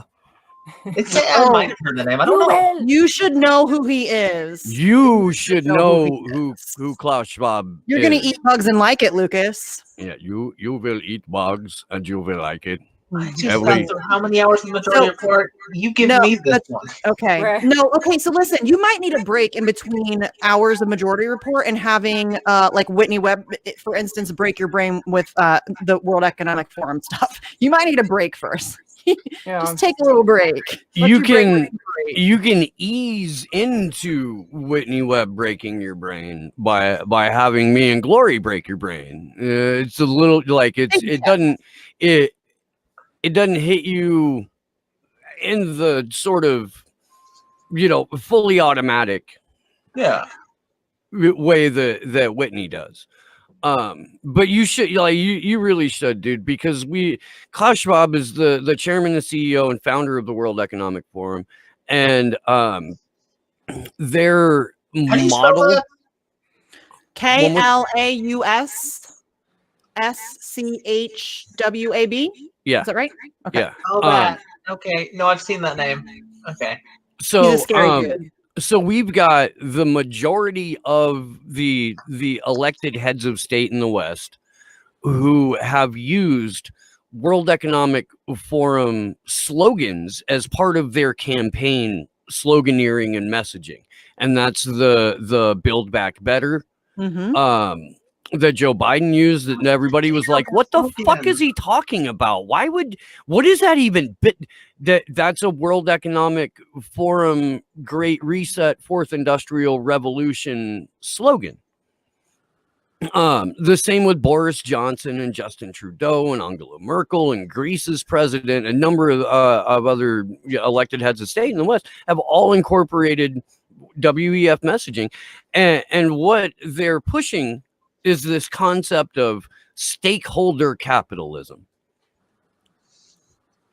which is essentially, we want you guys to believe that you've got a share in the stuff that we own, that you use and rent. So we're going to talk to you like you're a part of this, while you own nothing and we own everything. But we're going to be kinder, gentler overlords that make you feel as though we're all in it together while we watch you eat bugs. I would get my protein, but I wouldn't like it. That's their point, but their point is you will like it. Yes, you will like it. Yeah. Real meat would be a treat. Yeah, he's a scary dude. Maybe someday if you work hard enough, you will get it. Well, and it's just that even calling for public debate around it, or like a pause, maybe, like, can we talk about this? Like, this is what Johnny was saying last night on Slow News Day. Johnny Vedmore is a wonderful human being, an incredible researcher. He's been contributing to Unlimited Hangout and producing a series of articles with Whitney. And God, is it fun having that guy on the show? It really is. We just got along like immediately. Fantastic. I love it when that happens. But he was saying that the lack of public policy debate about everything involved with the Great Reset and the World Economic Forum's, Agenda 20, UN Agenda 2030, is horrendous. It's frightening. Nobody there's not only is there no public policy debate, there's no legislation. There's no, not even the semblance of a congressional debate about any of this shit. John Kerry came out the other week and said, oh, this administration is here to accelerate the Great Reset. Nobody could be more on board with the Great Reset than the Biden administration. But when I talk about it, I get a QAnon content warning. But when Mark Benioff, the owner of Salesforce and Time Magazine, and also a board member at the World Economic Forum, puts it on the cover of his magazine, it's okay. When we talk about election integrity, we get context warnings and we get called conspiracy theorists. When Time Magazine puts it on the cover and calls it fortification, it's just an explanation of how the good billionaires stepped in to save America. Oh boy. This is the kind of shit, dude, that should really have every single one of us out in the fucking street. You are bragging about how you stole the election on the cover of Time Magazine. And this time it's not a caricature of Yeltsin. Yeah. That's this what's time amazing. It's your own fucking country. And it only took 25 years for the cover of Time Magazine to go from look how we helped Yeltsin steal Russia's election to look how we stole the U.S. election. No. They fortified it. Come on. Fortified. They're securing democracy. Right. By eliminating your participation in it. Yeah. Because you're better. No. Plebs don't know shit. They have to take care of it for us. Really, you should just thank them. They know better. I mean, thank your overlord and eat your bugs. Where are the, oh, we got it wrong statements coming out, after this article's come out admitting all I'm waiting for Jordan Charrington to apologize to Convo Couch because his apology about, oh, well, I said that they should be platform, but I was just heated in the moment. And then it was like a whole bunch of shit about still telling people that they were pushing conspiracy theories. Well, it's in Time Magazine now, dipshit. Where's your apology? Because you need to apologize to them because when was that issue? What? When was that issue? I want to look that one up. It's days? Like now. Just like go look on Twitter. It's now. Yeah. It's like right now. Mm-hmm. It's out right now. I have the link. Yeah, throw it in chat or put it up on your screen. Well, I wouldn't even. I'll go through this fucking thing a little bit because it is incredible. It is incredible, but what they put in this article. Shit on constantly, especially Fiorella, but Pasta too. They've been getting shit on for covering this in a real way and like actually looking into it in a real way. And lefty media has been shitting on them relentlessly for it. And now I want apologies for them. I want apologies for my friends. Not that I would ever want to see Fiorella mad enough to hit somebody, but like the amount of people that fucking abuse the shit out of her because she's a tiny little brown girl and you think you fucking can, like, come talk to me like you talk to Fiorella. Yeah, people are awful. I dare you. It's fucking I sick. dare you. There's a lot of people that have never fucking choked on their own teeth, and you can tell. You can tell. Because they got a lot of fucking brass. And like, look, dude, I'm not encouraging violence. I'm not. No. But man, you talk to somebody like that, don't be surprised if you don't get fucking socked in your cocksucker, dude. Like, Well, I mean, I've seen Fiorella cry on camera because she has been getting shit upon. I mean, she is hammered relentlessly. And turns out she was right.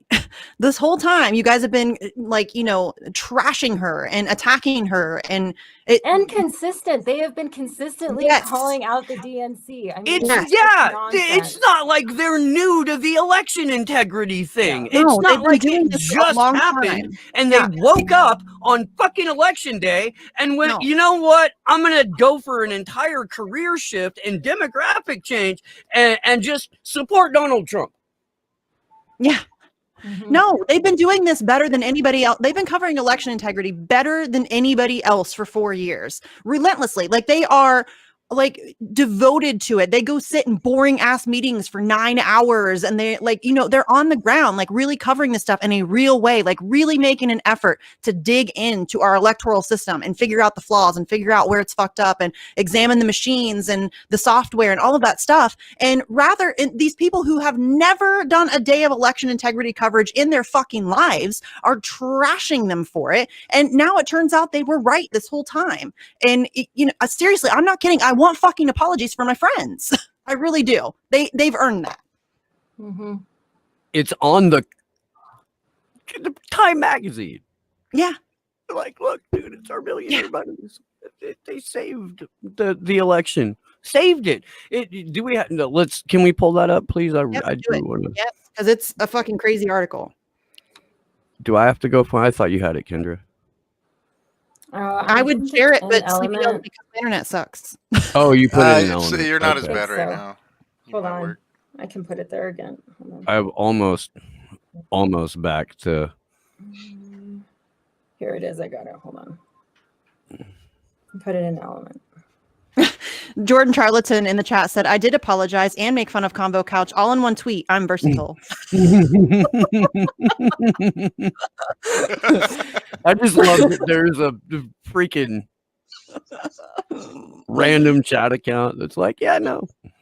See, I'm new to a lot of these players. I didn't know who crap, I'm forgetting name. Crap, the status coup guy. What's his name? Jordan Charlatan. I didn't know who he was until like a month ago, maybe two. Yeah. Okay. I hope all these people. I wanted to like. I want everybody to take in the graphic first. Yeah. Count every vote. Mm-hmm, so we've got. Let's put the lightning Trump, in the back. We got Donald Trump right across his chest is the letter Q. Mm-hmm. Okay. You got the horny Q guy to his left. Confederate flag, fucking buffalo Who horn is that? douche. Who's the guy at the podium right beside, like on his shoulder? Who is that? I can't see it. Why is Biden the Teletubby's son?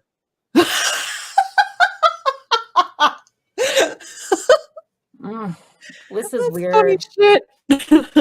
There's a lot going on here, y'all. There's a lot really going on. Just in that, but I just so I want to. But look, did they put Biden's car at the bottom? Go back up. Is that his car?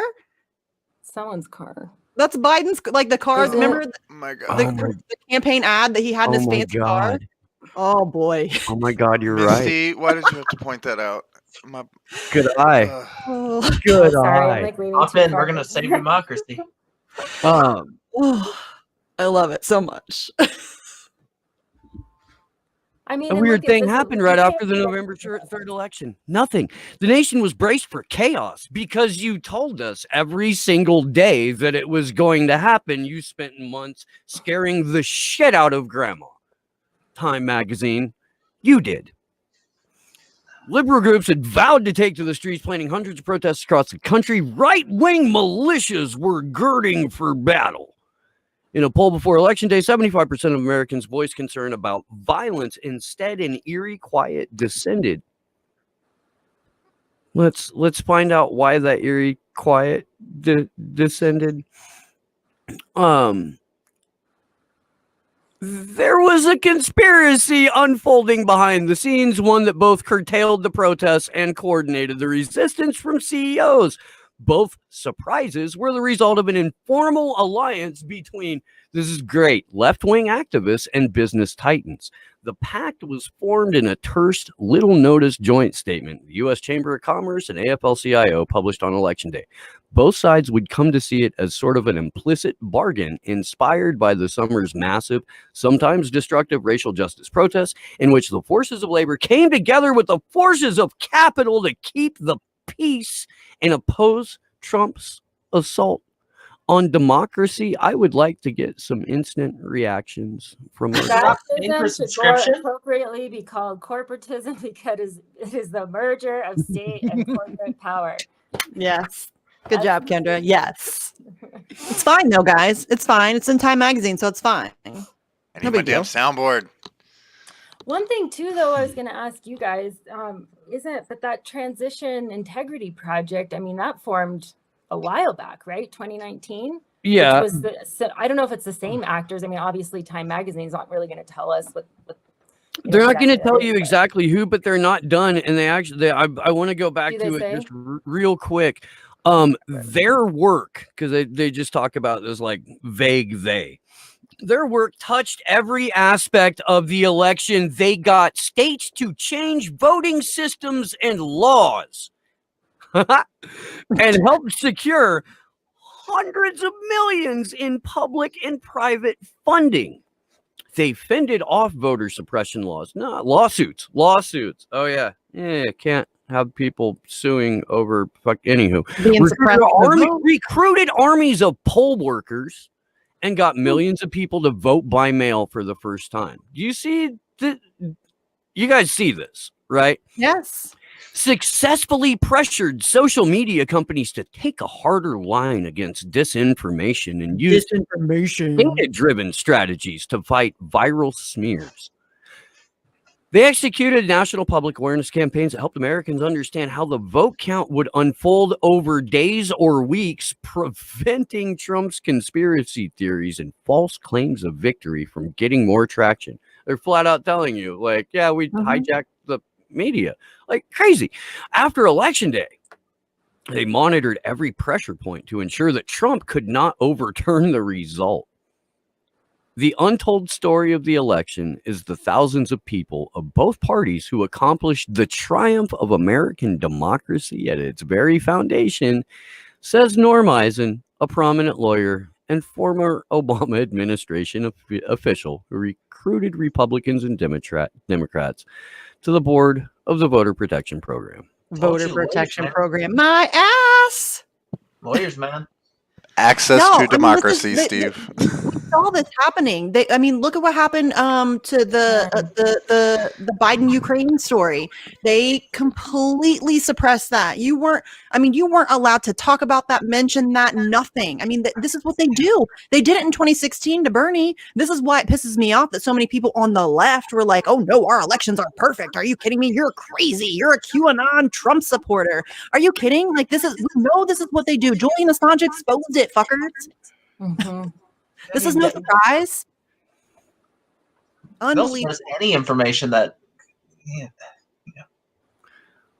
So I know that Jordan Sheridan saw that article. I know he did. I know that it's not in his character to issue a genuine apology. So I would encourage people to go over his head and run to the outlet that Jordan runs to when he needs sympathy and he needs to shield himself from criticism. And maybe point out the Time article to Jimmy Dore. See, I've heard that name before. See if that dude can shame Jordan Sheridan into issuing the apology that he so richly needs to, or at least Jordan acknowledge, straight up lied to Jimmy's at least face on his show. acknowledge that the election was not the pristine, I don't know, untouched pinnacle of democracy. Yeah, just wellspring of integrity. I mean, in this I was going to go article- someplace way darker and way dirtier with that. I really was. And then I just disappointed in pulled you. back at the last minute. I did. Next time. Good restraint, Steve. Way to go. Well, just to everybody's benefit, I mean, it did come out recently. So hopefully all of these people, you know, on the left and, you know, with great integrity and whatnot are just preparing their statements about Right. how this is you know, Right. incorrect. And whereas we may not be able to agree with, I mean, whatever they have to do to make it safe for them to do the right thing, that they hopefully will do the right thing. Well, and you know know? what? We're probably not ever going to get an apology for Pasta and Fee from Jordan Chariton. So, you know, you guys just go and give them some love. Like, just go and let them know that you see this and that you see the work that they're doing and that it's important and that please tell Pasta that you see him and you hear him. and tell him Please do Mindy sent you. Mindy sent you to see him and hear him. Thank you. And yes, but yeah, just go. I mean, seriously, because I mean, they have been getting shit on for months and months and months. And yeah, just go tell them that you know, you're aware that what they're doing is important because it is. Yeah, and they do the, you know, on the ground reporting too, which is, you know, I mean, that's all. Yeah, I mean, how much are we really seeing that at all these Not days? much. I don't know. Yeah. So Not much at all.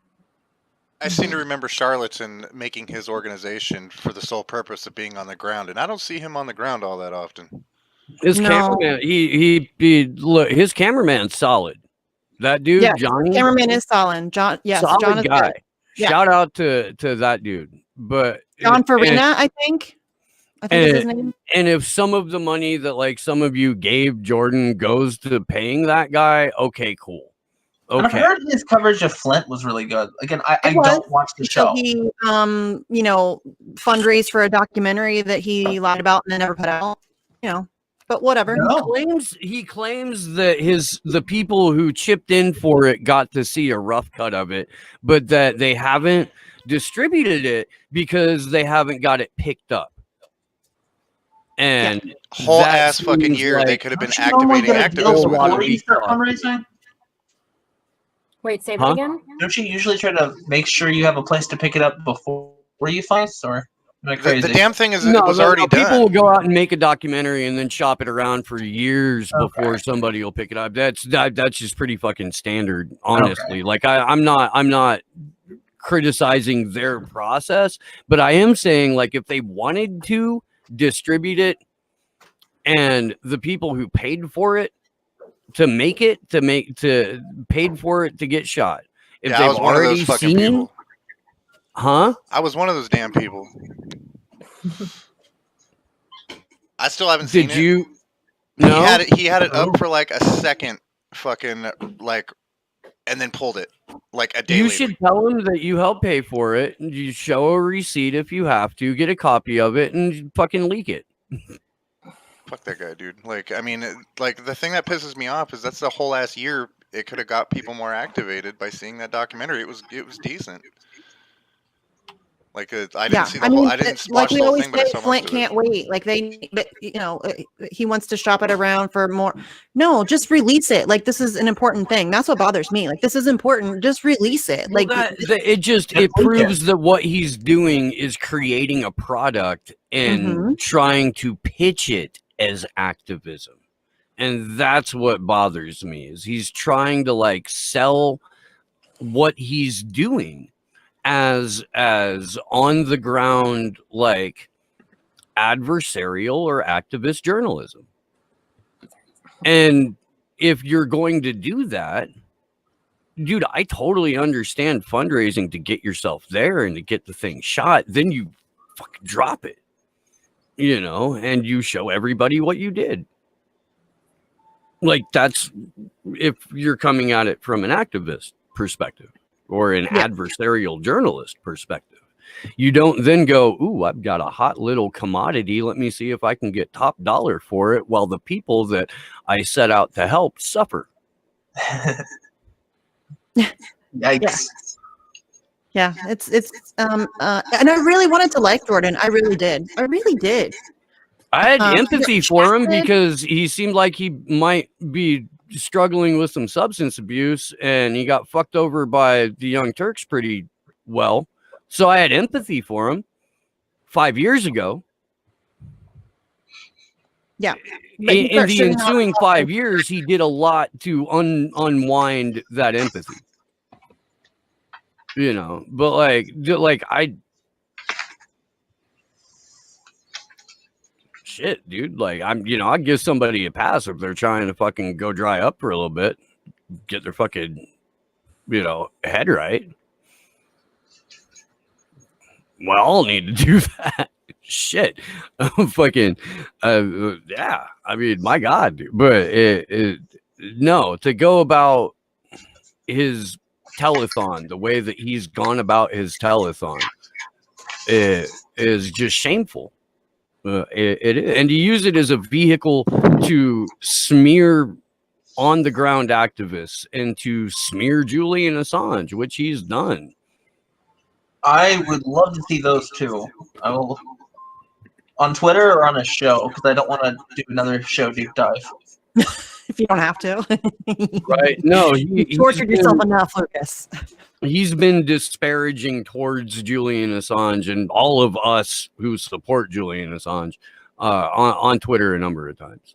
Okay, yeah, then I'll just. And he'll do the little bitch boy thing where he's like, "This is an egregious attack on the First Amendment." After he does the smear, Yes. lead with the smear. Front load it. Yeah. Destroy and impeach the credibility of the torture victim, but then decry the overall act so that you can broadly be pro free speech and pro, First Amendment and anti-torture broadly, but specifically, I mean, there's probably a good reason, right? Yeah, so he may have deleted all of his Assange tweets because I just did an advanced search for Assange from Jordan Cheriton, and there is 0. Oh, well, there you go. Oh, because we were on the topic of progressive media, and I haven't ever talked about the article on a show. Oh, I do have a collection of some of the Ben Dixon coverage. If you want me to send it to you real quick. Oh yeah, do that. Because Ben Dixon is the worst. This was an article it's just about the progressive movement in general, going through candidate by candidate, all of their stances, what they've said about Assange. Can you throw it in the chat, like the chat here?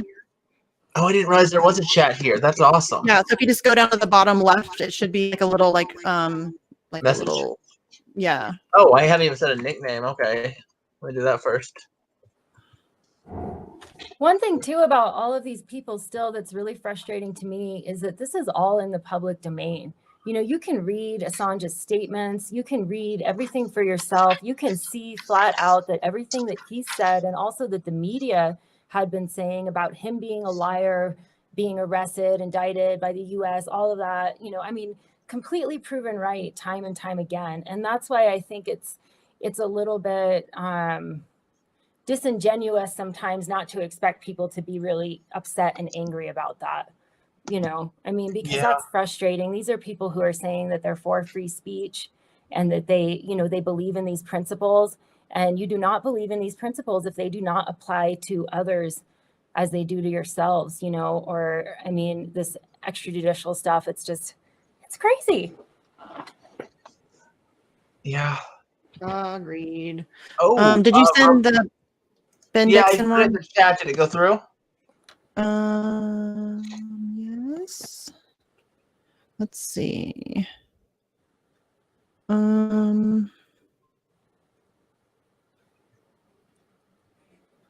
Yes. Yeah. Okay. It also has stuff in there like what Ro Khanna has said on the record about Trump publicly. Not Trump. Ro Khanna. Where he's shout out to my co-host on Slow News Day, Glory Jones, and I would, for her benefit, because she's not here, I feel obligated to say Ro Khanna is a certified punk ass. Yes, he is a certified podcast. He tweeted out the other day, "This is why I'm fighting for $15 an hour." Dude, tweeting isn't fighting. Sorry. That's And not how that works. $15 an hour ain't gonna buy you jack shit No. in 2026 when it fucking passes, when it's worth exactly $7.25 an hour in terms of Dude, dollars $15 now. an hour is an insult in 2021. I don't care. Like, it's an insult. Like, that's ridiculous. I didn't want to tell you guys what I make an hour as a carpenter, and I struggle every fucking month. Right. Every month, I barely or without like what little I get from the show, fucked. Yeah. Does somebody who has better internet than me want to pull up this other article that Lucas just dropped so we can go through some of that? I'll go and read that quote from Rokana while someone sets that up. He specifically said he detests that Assange helped Trump. So he is on the record blamed Assange for it. Yeah. Yeah. But you would think by this time now, I mean, when you see Trump having gone, I mean, the indictment was under Trump, you know? So, I mean, what's the excuse left for these people not to say like, oh, obviously we were wrong? Yeah. This is the article that we had up earlier from you, right, Lucas? No, he just dropped it in the chat.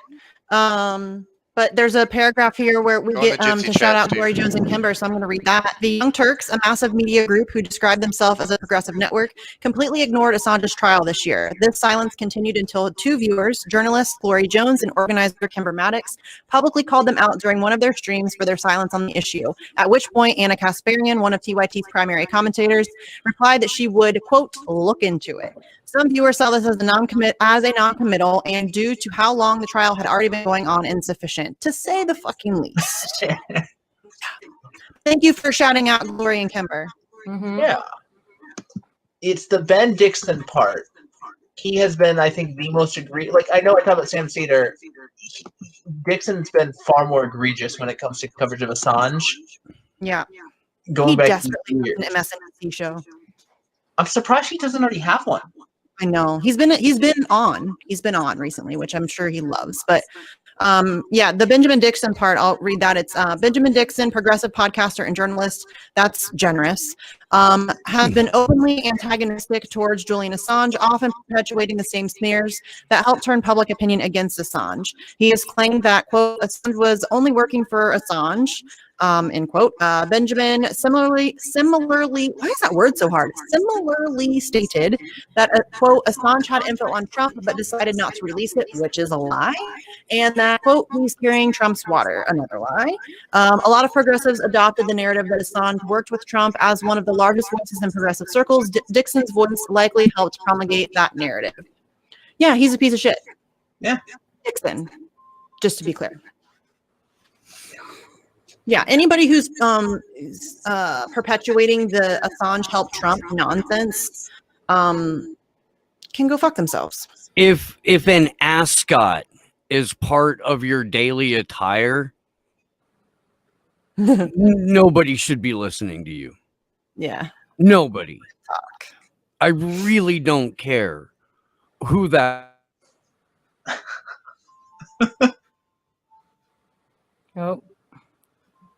Oh, did Steve freeze or what happened? Oh, there he is. Maybe. Hey, reconnect, Steve. There's just a lot of echo. Kat said I had a lot of echo. Doesn't Sorry, guys. just have to be Bendix. Oh, there he went. Oh. What happened? He dropped. We lost He'll be Steve. back. Oh, Fun times. damn it. Kevin! Get out of my mind, I think Misty. Brain twins. I really appreciate your article here, Lucas, just because I think it's, it is good to, it's helpful to see that all together as well, and just see this pattern going through of this false progressive movement in the US that's really, to the point of QAnon or any of these other things. It's the end result's the same. People are pacified into thinking someone's fighting. Well, and you're so right too. I think they get away with it because it's like bits and pieces here and there. But when somebody like Lucas puts it all together and you can see it for what it really is, it's like really clarifying. It really like lays it bare what's going on. So kudos to you for torturing yourself. I can torture myself to do this again. Let me know. I started with TYT and gave up because there actually is too much to be digging through there. There's On too much. TYT? Yeah, I tried, didn't finish that one. Oh, yeah. Well, they don't cover Assange a lot, really. I mean, and let's see, they covered it when Kimber made them.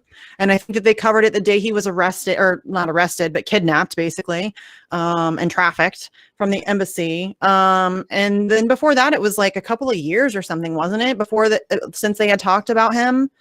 They used to cover him years ago, like 7, 8, 9 years ago. But somebody tried to call me out and say that they do cover it. So I went back and looked. I didn't actually watch any of it because I can't, but, yeah, I went back and like scrolled through their YouTube, and that's just their YouTube playlist. I don't know what they have like on their, like behind a paywall nonsense. I'm not going there cause I'm not paying for TYT. But yeah, they very rarely cover Julian Assange. I mean, when Kimber Maddox has to spend her own hard-earned money to get Anna Kasparian to even like say his name out loud, that's pretty sad. Yeah, it's pretty bad. Just a little. Yeah, it's, it is what it is. But I think that what you're doing with these articles is helpful in, kind of exposing the nonsense. Does take a high toleration for cringe. It really does. And I think those years of Mystery Science Theater 3000 really did pay off, honestly. Oh boy. Yeah. But I think that, these articles are good, that it's helpful. And it's especially helpful to like people like me who deal with a lot of TYT and Majority Report stands that try to claim that I don't know what I'm talking about, and they cover it and they do a good job and blah, blah, blah. I especially have to deal with that a lot with Kyle Kulinski. Kyle Kulinski stands are serious. They're there for real. They come hard for you, or they try to anyway. But they'll say, oh, he's done like 6 videos in the past 2 months. And I'm like, no, homie, he hasn't. You need to go back and check again. They have this like imaginary world where Kyle Kulinski covers Julian Assange frequently and fairly. And that's just not the case. No, like legitimately, like, because I don't. There was a point in time where I watched his videos as they came out, and that did not last long because, anyways, but it didn't. We had to shame him, and then he made like an 8-minute video, and that was after we publicly shamed him for like me and Glory went after him. Like we were doing there for a while, going after independent media. Why can't you fucking talk? But yeah, so we went after him for a while, and then finally he did like this like milquetoast surface level 8-minute video that was just, not great. And that took like weeks of badgering him. So, it is what it is. Like I'm just, articles like yours really are helpful to me when I'm they're dealing with these morons. I kind of got inspired because of Caitlin's article, her massive fucking one. Where it's every smear. Yes. Huh? Yeah. It's amazing. That's amazing. That article, if you don't have that in your arsenal and you are an Assange activist or a free speech activist, you need to have that in your arsenal. Like that is bookmarked, and it is, yes. Like that's what made me want to do this, because we don't really have anything like that to see how our politicians have spoken about him, or how our media. Yeah, well, looking at how our politicians have spoken about them would be a very short article, because it's only a handful of them that have ever even spoken his name. I mean, Ro Khanna, when he trashed him, let's see, Alexandria Ocasio-Cortez with her concerns, Tulsi Gabbard is amazing on Julian Assange. Mark Levine, I'm not sure if you know him, he's like a progressive that people don't even really talk about. Mark Levine. Yeah. He specifically has called Assange a terrorist in bed with Trump. Joe Biden has called him a high-tech terrorist, which is the same phraseology that Mitch McConnell used. Donald Trump called for him to be assassinated. Hillary Clinton called for him to be assassinated. Justin Amash stood up for him time and time again. Yes. Yeah, it's a very short list of politicians that have even dared to speak his name, and then when they do, it's usually terrible.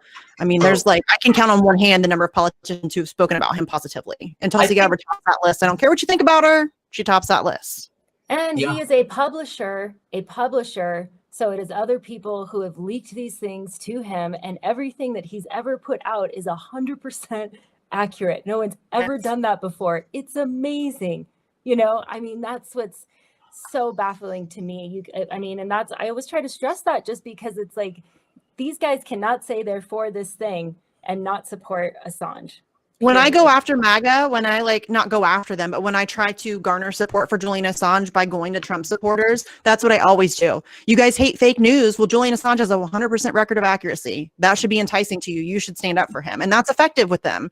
That's something I've learned over the past couple of years doing this, is that you really have to tailor your message to who you're talking to.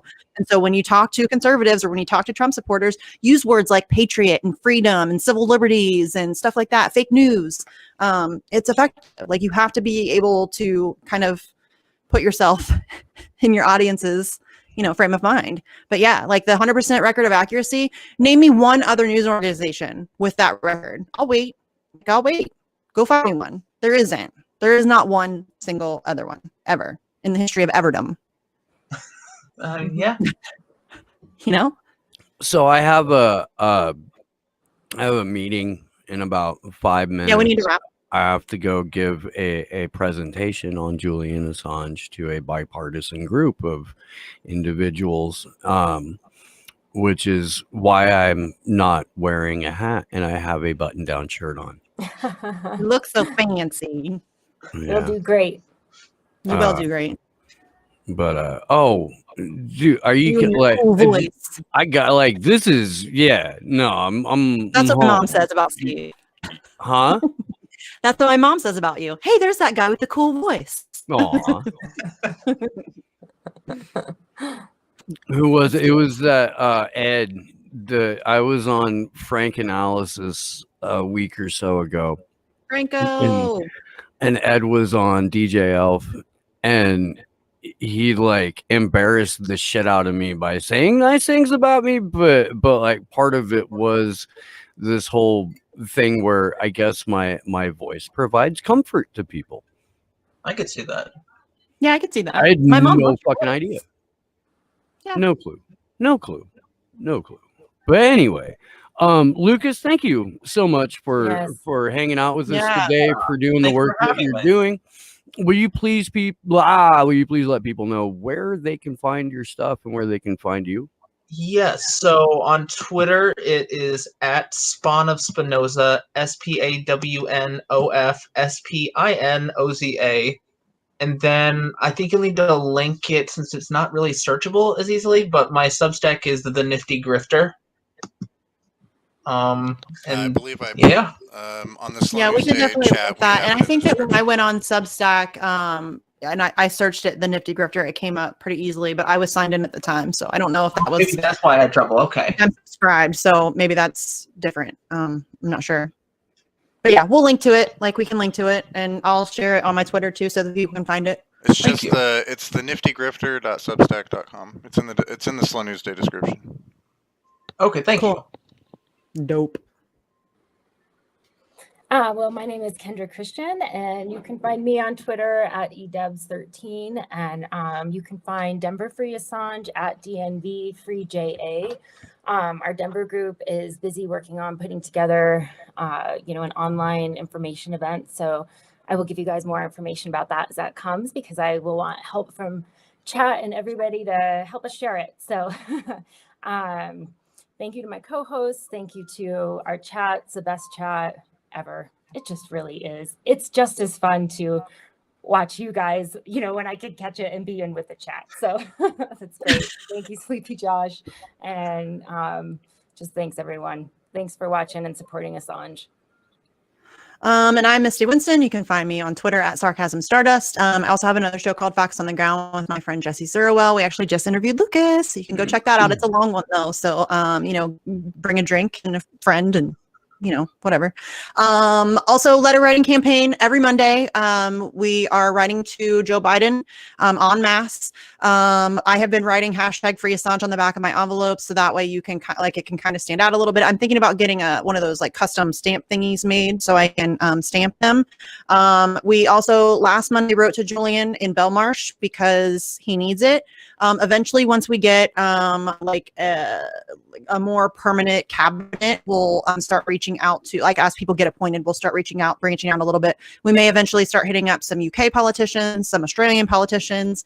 We'll see how it goes. But yeah, every Monday we're writing letters. So if you can join in on that, please do. I feel like I'm forgetting a bunch of stuff. Oh yeah, we're also going to try eventually. I'm still trying to figure out logistics of it. If anybody can help me with it, I would love it. But we would like to start like kind of like a matchmaking system.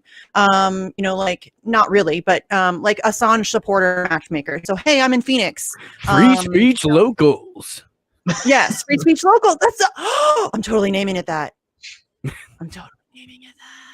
Okay, so yeah, so we just like I just kind of feel like if people know that they're not alone, like getting involved, that it might be a little bit less intimidating to get involved. So hopefully, if we can kind of match people up in your area, then we can, you can start doing things locally. That's the goal anyway. I have no idea how that's going to work out, but we're going to try. And I don't know. I feel like I'm forgetting a ton of stuff, so I don't know. Whatever, fuck it. My name's Steve Boykin, and I have a show called Slow News Day. You should be watching it on the Rockfin, because that's where I will be when YouTube yanks my channel. Vanessa Beeley will be joining the show tomorrow. It'll be fan-freaking-tastic and also horrifying. Because that's how that goes. Please, and we will have our GoFundMe up on Tuesday for this. Action for Assange is going back to Washington D.C. on March 17th. The Clovers for Assange hashtag kicked off last year. It was a fantastic awareness campaign. It's now become a way for people to identify fellow WikiLeaks supporters, so we've decided to bring that into 3 dimensions. We're going to try to make it memorable and bizarre. So if you can get yourself to Washington D.C. on St. Patrick's Day, do that. If you can't throw a Clovers event in your town, this is what the networking thing that Misty was talking about is going to help facilitate. So we hope that you will be a part of that, and we're in like crunch time in terms of trying to get ourselves there and pull this off. So I apologize in advance for us being irritating and asking you for money. Having said all of that, I love you guys, and thanks Sleepy Josh on the 1s and 2s, and my co-host Get Well Andre. Lucas, Yes. it was fabulous having you. We will see you very soon. Good luck to us all.